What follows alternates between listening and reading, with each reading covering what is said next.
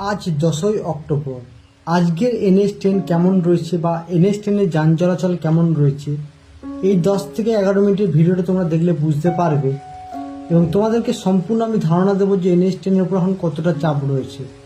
দেখতে পাচ্ছ আমরা এখন সেলফি থানার কাছে রয়েছি, NH10 সীতাপুরের কাছে। তোমরা জানো যে এর আগে কিন্তু এই জায়গাটা ভালো রকমভাবে কিন্তু ক্ষতিগ্রস্ত হয়েছিল। এই জায়গাটায় কোনো রকমভাবে কিন্তু জোড়াতালি লাগিয়ে আপাতত NH10-কে অনেকটাই স্বাভাবিক করা হয়েছে। যান চলাচল কিন্তু আগে থেকে খুলে গেছে। আজকের সকালের আপডেট ভিডিও, অক্টোবর 10 তারিখের ভিডিও। তোমরা অনেকেই বারবার কমেন্ট করে দাও কবেকার ভিডিও, তাদের জন্য বলে রাখি আজকে 10 তারিখের ভিডিও, আপডেট ভিডিও। দেখতে পাচ্ছ NH10-এর ওপর কিন্তু গাড়ি চলাচল করছে। কিছু কিছু জায়গায় কিন্তু এখনও পর্যন্ত ল্যান্ডস্লাইড হয়েছে এবং কিছু কিছু জায়গায় কিন্তু রাস্তা বন্ধ আছে। যারা শিলিগুড়ি থেকে বা NJP থেকে গ্যাংটক আসছো তাদেরকে বলে রাখি তোমরা প্লিজ হাতে সময় নিয়ে আসবে এবং পারলে তোমাদের গাড়িতে কিছু প্রয়োজনীয় খাবারপত্র থেকে আরম্ভ করে জল এগুলো কিন্তু তুলে রাখবে। কারণ রাস্তায় বিভিন্ন জায়গায় কিন্তু তোমরা জ্যামে আটকাতে পারো। বিভিন্ন জায়গায় রাস্তায় কিন্তু কাজ হচ্ছে, বিভিন্ন জায়গায় কিন্তু রাস্তায় NH10-এ কিন্তু ল্যান্ডস্লাইড হয়েছে এবং সেই ল্যান্ডস্লাইডগুলো ক্লিয়ার করতে কিন্তু সময় লাগছে। যান চলাচল হচ্ছে অনেকটাই স্বাভাবিক। এখনও পর্যন্ত পুরোপুরিভাবে কিন্তু NH10 বন্ধ হয়নি, গাড়ি ঘোড়া চলছে, তোমরা সেটা দেখে বুঝতেই পারছো এবং ধীর গতিতে চলছে। কারণ বুঝতে পারছো বিভিন্ন জায়গায় যেহেতু ল্যান্ডস্লাইড হয়েছে, বিভিন্ন জায়গায় গাড়ি আটকে আছে। তো চেষ্টা করছে খুব তাড়াতাড়ি কিন্তু NH10-কে স্বাভাবিক করার। অলরেডি কিন্তু আজ এই গ্যাংটকে সকাল থেকে কিন্তু বৃষ্টি হয়েছে। অলরেডি কিন্তু গ্যাংটকের টুকটাক কিন্তু অতি ভারী না বৃষ্টি হলেও কিন্তু মাঝারি কিন্তু বৃষ্টি হয়েছে। অনেকেই গ্যাংটকের সম্পর্কেও জানতে চাইছো, গ্যাংটকে কিন্তু বৃষ্টি হচ্ছে। সিকিম বা দার্জিলিং এই দুটো জায়গার সম্পর্কে আপডেট ভিডিও পাওয়ার জন্য অবশ্যই বন্ধুরা এই চ্যানেলটাকে সাবস্ক্রাইব করে রাখতে হবে সবার প্রথমে। এবং আমি চেষ্টা করছি তোমাদেরকে কন্টিনিউ সিকিম এবং দার্জিলিংয়ের আপডেট ভিডিও দেওয়ার। আশা করি ভিডিওগুলো তোমাদের যদি ভালো লাগে থাকে প্লিজ চ্যানেলটাকে সবাই একটু সাপোর্ট করো, একটু সাবস্ক্রাইব করো এবং একটু কমেন্ট করো।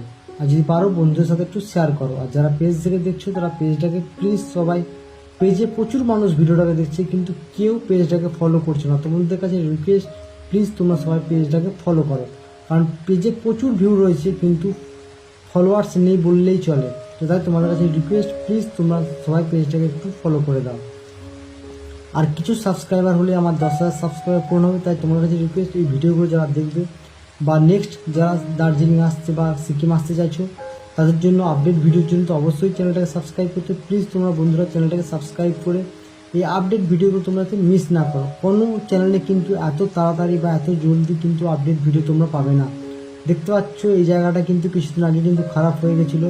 সেই জায়গাটা কিন্তু মেরামতি করে আপাতত সেলফি ধারার কাছে কিন্তু যান চলাচল চলছে এবং এই জায়গাটায় কিন্তু আজকে কোনো রকম ল্যান্ডস্লাইড সেরকমভাবে হয়নি। যেটুকু হয়েছিল সেটুকু ক্লিয়ার করা হয়েছে এবং রাস্তাটা কিন্তু আপাতত গাড়ি চলাচলের জন্য উপযুক্ত। চল তোমাদেরকে সামনে থেকে যেও আমি একটু ঘুরিয়ে আনবো এবং দেখাবো যে পাশটার অবস্থা কেমন। পাশেই দেখো তিস্তা নদী। এই জায়গাটায় মূলত কিন্তু পুরো নদীটা খেয়ে গেছে। রাস্তাটা কিন্তু আরও আগে ডান দিক চেপে ছিল, দেখে বুঝতে পারছো। দেখো রাস্তাটা কিন্তু নতুন করে পাহাড় কেটে পড়ে পাহাড় দিকে কিন্তু বাঁ দিকে চাপানো হয়েছে অনেক রাস্তাটাকে। আগে কিন্তু রাস্তাটা এই ডান দিক করে ছিল। সেই জায়গাটা কিন্তু এখনও পর্যন্ত ক্ষয়ে যায়নি বা এখনও পর্যন্ত কিন্তু তিস্তার জল সেভাবে বাড়েনি। তবে যদি বৃষ্টির পরিমাণ বাড়তে থাকে, তিস্তার জল যদি আরও বাড়তে থাকে, সেক্ষেত্রে হয়তো চিন্তা হতে পারে এই জায়গাটাকে নিয়ে। বাট এখনও সেভাবে কিন্তু পাহাড়ে বৃষ্টি হয়নি। গ্যাংটকে হালকা বৃষ্টি হচ্ছে এবং দেখা যাক যে এখন ওয়েদার কেমন থাকে। কারণ অলরেডি আজকে ষষ্ঠী দুর্গাপুজো, কাল সপ্তমী, কালকে কিন্তু পাহাড়ে আরও পর্যটক আসবে এবং দেখতে পাচ্ছ তিস্তা নদীর জল কিন্তু স্বাভাবিকের থেকে বেশি আছে। বাট এখনও পর্যন্ত খুব একটা ওভার কী বলবো অতিরিক্ত বেশি এখনও পর্যন্ত হয়নি। তাই এখনও পর্যন্ত খুব একটা টেনশন করা নেই। তোমরা যারা প্ল্যান করেছো তোমরা আসো।